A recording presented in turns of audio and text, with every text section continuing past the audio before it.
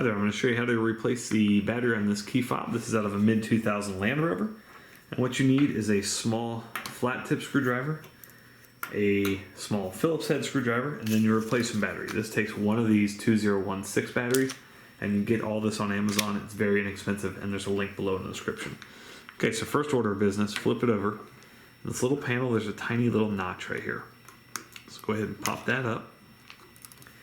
And there will be these two little screws right here, which are the Phillips head right here and here. I went ahead and took those out to save a little bit of time.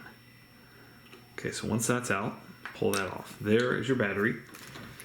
And this whole assembly will come out, but it doesn't have to. You can just kind of pry the battery up right there. Okay, and you can see right there it says 2016. I would check on yours. Some of these take a 2025. So just check on yours first and make sure it actually does take a 2016. And then take your new battery and you place it in this side first. Press it down. Put this back on. Put your screws in. And put your cap back on and you're all set. Thanks so much for watching. Make sure you hit that thumbs up button.